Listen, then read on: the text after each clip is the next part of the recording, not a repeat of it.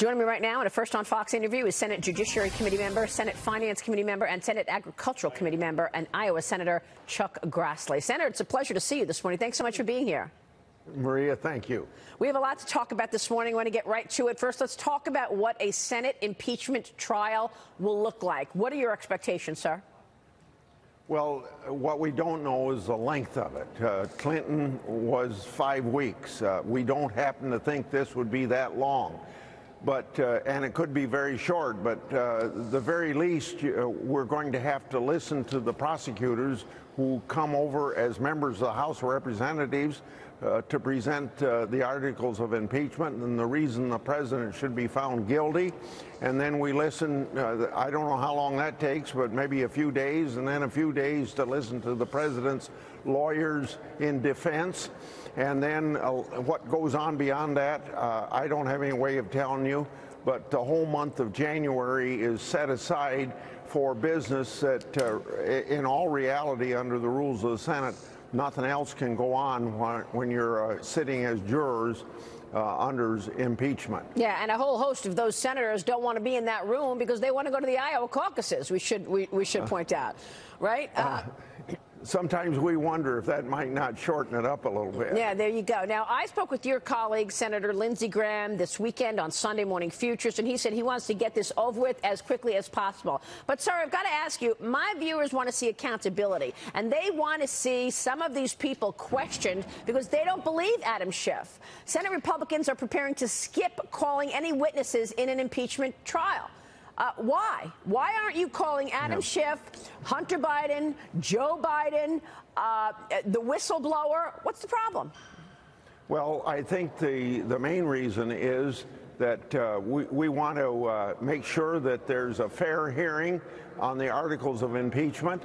The extent to which there's a chance that that it wouldn't be close in making a decision. In other words, not very close to getting 2/3 vote, maybe not even getting a majority vote. Why would you spend a lot of time when we're getting very little legislation done? And why do we want to waste a lot of time? Now, the point being that if a lot of things that need to be brought out aren't brought out because we don't call those people in, that could be more of a public relations issue than a constitutional issue. I understand. I mean, look, you want to get business done, and you've wanted to get business done your entire career. And what strikes me is we've got so much going on this week, from the IG and the testimony today of Michael Horowitz to the impeachment. None of it has anything to do with the people's business. That's why we're going to get to USMCA in a minute. We'll talk about that coming up. But sir, my viewers have followed this story in terms of the cabal of individuals at the top of the FBI and the CIA who tried to put their finger on the scale and take Donald Trump down. And they're wondering why Chairman Graham has not called people down to testify. We've got this graphic here, Web of Entrapment, which we look at all of the informants that ran into people like Carter Page and George Papadopoulos. We got the IG report yesterday, and Bill Barr said that it makes it clear that the FBI launched an intrusive investigation of a U.S. presidential campaign on the thinnest of suspicions that were insufficient to justify the steps taken. So we are looking right now at Stefan Halper's Web of Entrapment, and I know on your website you have all the money that Stefan Halper was paid. He was paid more than $1 million over a year to supposedly write reports on China and Russia, when in fact it sounds like he was an informant trying to trip up campaign staffers of the Trump administration, sir. Well, if for fact all of that came out. First of all, let me answer your first issue. Will this be just Horowitz and nothing else? I can't speak for Chairman Graham, but I believe that he's going to have several other hearings involving other people to get more of these facts out on the ground. Then in regard to Halper, or whether it was Papadopoulos, or whether it was Carter Page, or whoever you might say, always lower level people that weren't in the middle of the Trump campaign, but they were used as an excuse to get court orders so that they could spy on the Trump campaign, and the Trump campaign was spied on. And the issue here isn't just spying on the Trump campaign.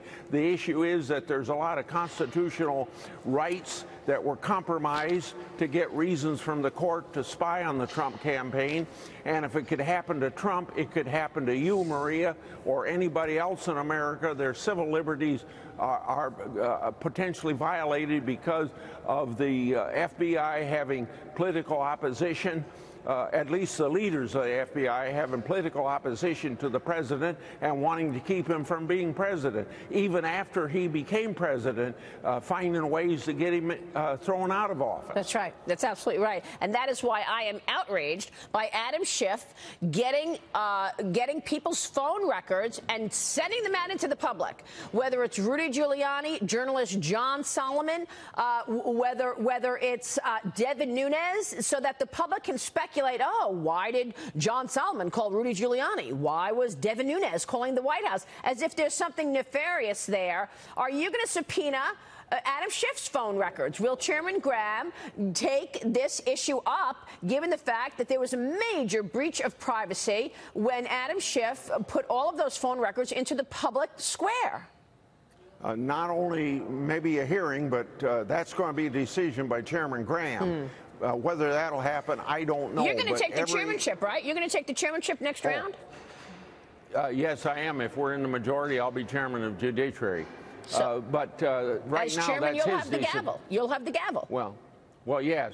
I don't know 2 years from now how much of this stuff will be relevant. Okay. But anyway, the issue is, should a member of Congress be able to get all of these records without the protection of constitutional rights?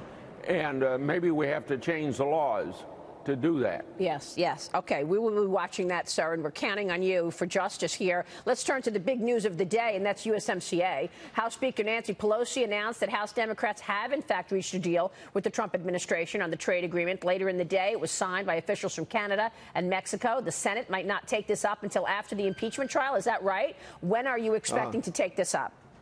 Well, according to the leader, that's the indication I got because of impeachment and because of the holidays coming up. I made a speech a week ago Monday that if it didn't get done by last Friday, we wouldn't be able to get it done this year. And my prediction has actually come out. It's going to get through the House of Representatives. That's the most important thing, to give confidence in the people that it's eventually going to become law. And we have a new treaty that's a very good treaty with Mexico and Canada, replacing NAFTA.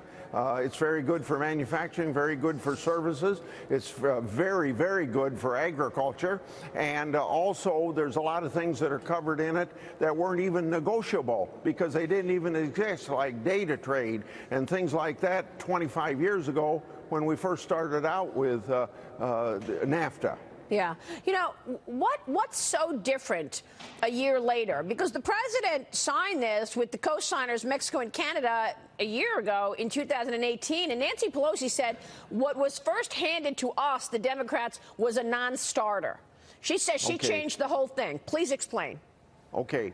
First of all, 4 months of the president having tariffs on steel and aluminum with Mexico and Canada, that held up Canada and Mexico moving ahead, and we wouldn't be able to move ahead here. By May, we finally got the president talked out of those tariffs so we can move it to the Congress of the United States. And then once starting in July, there were negotiations with Democrats in the House of Representatives. They weren't satisfied with environment, labor, enforcement, and some intellectual property stuff. And so that had to be negotiated over the last 5 months, and it was up and down. Yeah. But eventually it was announced yesterday. And you also, when you make changes in it, you have to work with Mexico and Canada for them to accept those changes. So we finally got it. Pat Toomey said he's a no. Are you expecting any pushback here? Do you think this passes and gets to the president's desk for signage? Yeah. It'll just as soon as we get done with impeachment, it'll pass the Senate a lot easier than it passes the House of Representatives. Why wait till after impeachment, sir? Because of what we have to do this week and next week before the holidays to get the government's business down so you don't shut down government, and then impeachment, which we have no control over. The House is going to pass it next week. We have to take it up under the rules of the Senate. It can't, nothing else can interfere with it, so you can't take it up until after that. Yeah, now, if we wanted to be here on December 25th, 26th, 27th, 28th, we could probably get it done. Now, why should you spend Christmas in Washington? Come on. I mean, you deserve a Christmas holiday with your family, but none of the 12 appropriations bills have been enacted. If funding is not passed by next Thursday, the result is a full government shutdown. Are we going to have a government shutdown, sir? One of two ways we won't have a government shutdown. One, we either have a gigantic compromise at the end to fund government through September 30th, or we're going to have a continuing resolution that'll take us over till February. Well, either way, government won't be shut down 35 days like it was a year ago. Well, that is good news for sure. All right, let me get to another trade deal, sir, because the U.S. stands ready to slap China with another round of tariffs on Sunday. The two sides working to reach a phase one trade deal, but there are so many reports about the tariffs being delayed. The White House trade advisor Peter Navarro said not so fast. Listen to him last night on Fox Business. Watch this. It's the president's decision, and I've got no indication that he's going to do anything other than have a great deal or put the tariffs on. What do you want to see here, Senator, in terms of China and the United States?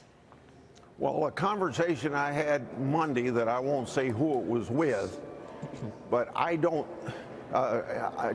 didn't deal with tariffs, but it would tell me that tariffs will not be imposed on December the 15th, and that we could possibly be close to an agreement with China. Beyond that, I don't have much more information than that, but it was always very much a positive conversation about reaching a phase one agreement with China. I guess the bigger issue here is this is a debate over values, isn't it, Senator? I mean, we're a democracy that's communists. I mean, they've been stealing intellectual property for decades. We want the rule of law. How do you do a partnership when you've got such different values between two countries? Do you really think we're going to do anything more than a skinny deal, something that just involves buying more agriculture by the Chinese and getting a little more access into the 1.4 billion person population in China for American companies?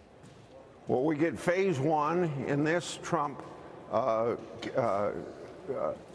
4 years, and then if he's reelected, we'll get a follow-on agreements. Okay. China's economy is hurting more than ours, and ours is very, very good. That ought to scare China, that we've got a lot of staying power that they don't have, and we'll get further agreements. Will we get everything we want?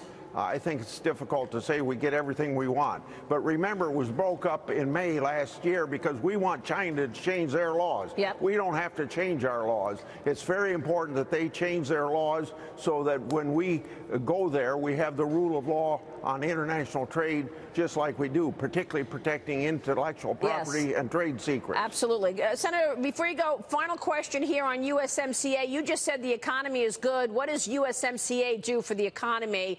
Tell me the impact that this is going to have. $34 billion of investment in automobile manufacturing, 174 million new jobs, getting dairy into Canada that NAFTA would not allow that, getting our best wheat into Canada, having